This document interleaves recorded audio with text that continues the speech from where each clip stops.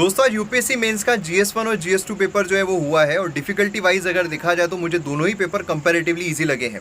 मतलब GS1 की अगर हम बात करते हैं तो पहले GS1 में ज़्यादा फोकस मॉडर्न हिस्ट्री पर, वर्ल्ड हिस्ट्री पर, एंशियंट हिस्ट्री पर दिया जाता था, लेकिन इस बार अगर देखा जाए तो थोड़ा फोकस उन्होंने स्विच किया है। आर्ट एंड कल्चर पर बहुत सारे क्वेश्चंस आए हैं। देन उसके बाद अगर हम बात करते हैं इंडियन सोसाइटी पर बहुत सारे क्वेश्चन जो है उन्होंने पूछे हैं। और अब जैसे मैं हमेशा बोलता हूँ कि जो लेक्चर्स मैंने लिए हैं, जो कोर्सेज मैंने बनाए हैं, उसमें मैं हमेशा बोलता हूँ कि आप अगर GS1 की बात कर रहे हो, GS1 में हमें जितने भी सब्जेक्ट्स देखने को मिलते हैं उसी पर डिपेंडेंट मत रहिए। जैसे अभी विंड एनर्जी जो है उस पर भी क्वेश्चन आया है और विंड एनर्जी हमने एनवायरमेंट जो है, एनवायरमेंट का कोर्स उसमें कवर किया था।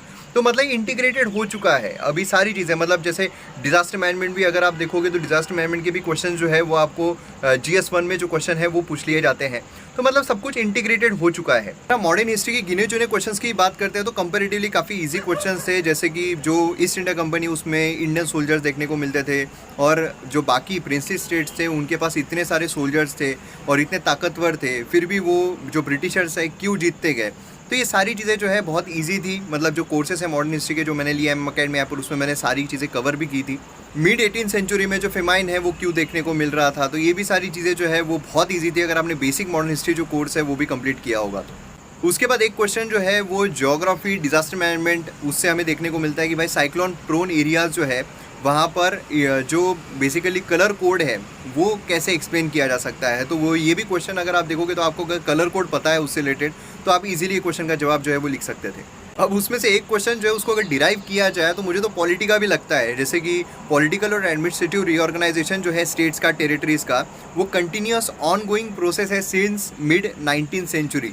तो मतलब ठीक है करंट इश्यूज में था, लेकिन ये जो रीऑर्गेनाइजेशन ऑफ स्टेट्स है ये पॉलिटी में हमने देखा। उसके बाद भाई साहब आर्ट एंड कल्चर जो है उसको तो पूरा निचोड़ दिया है उन्होंने। मतलब टेम्पल आर्किटेक्चर बोलिए, सभी इसके, गुप्ता पीरियड बोलिए, देन उसके बाद मेडिवल इंडिया बोलिए, है ना, मेडिवल टाइम पे जो थे तो उस हिसाब से बोलिए। तो मतलब आर्ट एंड कल्चर जो है काफ़ी अच्छे तरीके से उन्होंने क्वेश्चंस पूछे हैं। और आर्ट एंड कल्चर अगर आपने अच्छे तरीके से किया है तो आप इजीली जो आंसर्स है वो लिख पाते थे, क्योंकि इतने भी बहुत ही ज़बरदस्त डिफिकल्ट क्वेश्चन पूछे गए हैं ऐसा नहीं था। और उसके बाद इंडियन सोसाइटी की अगर हम बात करते हैं तो इंडियन सोसाइटी पर भी बहुत टफ क्वेश्चंस नहीं थे। इंडियन सोसाइटी का बेसिक कोर्स भी अगर आपने किया हुआ है, जैसे कि जो MM अकेडमी ऐप पर इंडियन सोसाइटी का कोर्स है, तो उसमें से ही सारे क्वेश्चन जो है वो देखने को मिले हैं, एक्सेप्ट 1 and 2, वो भी करंट रिलेटेड इशूज़ है इसलिए। लेकिन बाकी सारे क्वेश्चन जो है वो MM अकेडमी ऐप पर जो मैंने कोर्सेज बनाए हुए हैं उसी में से। अगर हम GS पेपर 2 की बात करते हैं तो और भी ज़्यादा ईजी लगा मुझे, क्योंकि बहुत सारे डायरेक्ट फैक्चुअल क्वेश्चन टाइप ही ज़्यादातर क्वेश्चन जो है पूछे हैं। जैसे सुप्रीम कोर्ट जो है उसके बारे में पूछा हुआ है। जैसे मैं हमेशा बोलता हूँ ढांचा बनाओ, ढांचा आप बनाओगे तो आपको बार बार चीज़ें जो उसको रिपीट नहीं करना पड़ेगा। ढांचा बना लिया तो उसके बाद जो आपको क्वेश्चन पूछा गया उससे ±2-3 पॉइंट जो है वो आप कर सकते हो। तो यहाँ पर सुप्रीम कोर्ट के बारे में जो है वो पूछा हुआ है। देन उसके बाद यहाँ पर right to movement and residence throughout the country, तो उसके बारे में एक क्वेश्चन जो है वो आया हुआ है, ये एब्सोल्यूट नहीं है करके। तो मतलब इस पर रिस्ट्रिक्शंस वगैरह लगाए जा सकते हैं। टोटल फंडामेंटल राइट से अगर आप देखोगे तो एब्सोल्यूट नहीं है, तो इस पर एक क्वेश्चन आया हुआ है जो इजीली आप इसका जवाब लिख सकते थे। देन उसके बाद यहाँ पर डिसेंट्रलाइजेशन ऑफ पावर जो है उसके ऊपर क्वेश्चन आया हुआ है कि गवर्नेंस, मतलब ग्रास रूट लेवल पर गवर्नेंस जो है वो कैसे यहाँ पर चेंज हो सकती है, तो गवर्नेंस का एक क्वेश्चन है। देन उसके बाद वाइस प्रेसिडेंट का जो रोल है as a chairperson of Rajya Sabha, उसके ऊपर डायरेक्ट क्वेश्चन आया हुआ है। मतलब डायरेक्ट आपको अगर पावर्स ये सारी चीज़ें पता है तो आप इजीली इसका जवाब लिख सकते हो। देन उसके बाद यहाँ पर रोल जो है national commission for backward classes, तो मतलब देखिए यहाँ पर क्या हुआ है, जो हमें ऑर्गेनाइजेशंस देखने को मिलती है वो डायरेक्ट उसके जो रूल्स है उसके बारे में क्वेश्चन आया हुआ है, अगर हम रफ आइडिया देखें तो। देन उसके बाद गति शक्ति योजना जो है उसके बारे में क्वेश्चन आया हुआ है। देन उसका right to persons with disability जो है उस पर एक क्वेश्चन जो है वो पूछा गया है। देन उसके बाद हमें डायरेक्ट बेनिफिट ट्रांसफ़र पर क्वेश्चन देखने को मिलता है। देन उसके बाद जैसे मैंने जो पेपर एनालिसिस है उसमें भी बोला था कि इंटरनेशनल रिलेशन जो है वह वही कीजिए जो न्यूज़ में चल रहे हैं, बहुत ज़्यादा न्यूज़ में चल रहे हैं। जैसे कि अभी श्रीलंका जो उसका मसला बहुत ज़्यादा न्यूज़ में था, उसी पर क्वेश्चन आया है कि भाई इंडिया जो है एज ओल्ड फ्रेंड है श्रीलंका का, तो इसको आपको बताना है। तो मैंने ये बोला था काफ़ी बार, जो एस्पिरेंट से मेरा डिस्कशन भी हो रहा था, पर्सनल गाइडेंस जिनको मैं प्रोवाइड कर रहा था, वहाँ पर भी मैंने बोला था श्रीलंका बहुत ज़्यादा इंपॉर्टेंट है। देन उसके बाद यहाँ पर बिम्स्टैक, ये भी मतलब हाल ही में मैंने न्यूज़पेपर जो है कल या परसों का ही न्यूज़पेपर, उसमें मैंने ये चीज़ बोली हुई है कि भाई जो बिम्स्टैक है, मतलब जो ऑर्गेनाइजेशन है उसके बारे में पता रहना चाहिए। इंक्लूडिंग मैंने ये भी बोला था कि जो ब्रिक्स है, बिम्स्टैक है, तो ये कैसे रोल उसका अदा कर रहा है, बिम्स्टैक क्या रिप्लेस कर सकता है, ऐसी भी चीज़ें मैंने वहाँ पर बोली थी और उसी पर क्वेश्चन आया है। देन उसके बाद इलेक्शन जो है मेंबर ऑफ पार्लियामेंट का, तो ये भी काफ़ी न्यूज़ में चल रहा था, मेंबर ऑफ पार्लियामेंट के इलेक्शंस स्टेट लेजिस्लेचर के लिए, तो वो भी यहाँ पर आ गया है। देन उसके बाद यहाँ पर जो लेजिस्लेटिव पावर है गवर्नर की, गवर्नर आपको पता है यार, अभी देखो ये कोई रॉकेट साइंस नहीं है पता करने के लिए न्यूज़ में था या नहीं था। अगर कोई ऐसा बोल रहा है कि नहीं हमको ये नहीं पता था, फिर आपको ज़रूरत है कि बेसिक न्यूज़पेपर जो है वो सिर्फ आप रफली पढ़, रफली भी अगर आप देखोगे तो गवर्नर गवर्नर आपको कितना न्यूज़ में चल रहा था, मतलब गवर्नर की सारी पावर्स, वाइस प्रेसिडेंट जो है वो भी काफ़ी न्यूज़ में चल रहे थे। देन उसके बाद यहाँ पर जो नेशनल पॉलिटिकल पार्टीज़ है इंडिया में सेंट्रलाइजेशन जो है वो फेवर करती है, ये एक क्वेश्चन था, ये थोड़ा अलग क्वेश्चन था, बेसिकली ये न्यूज़ में वगैरह देखने को नहीं मिल रहा था।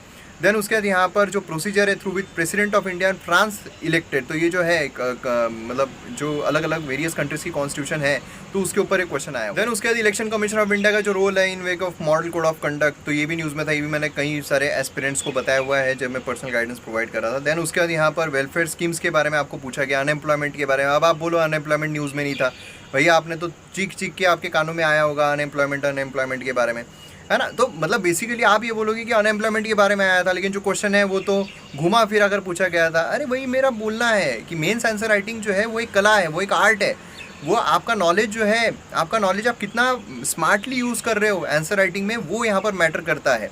तो आप अगर ढांचा सही तरीके से बनाओगे तो आपको सिर्फ कुछ पॉइंट्स ऐड और सब्सट्रैक्ट करने पड़ेंगे क्वेश्चन को देखकर, बाकी आपको लिखना वही है।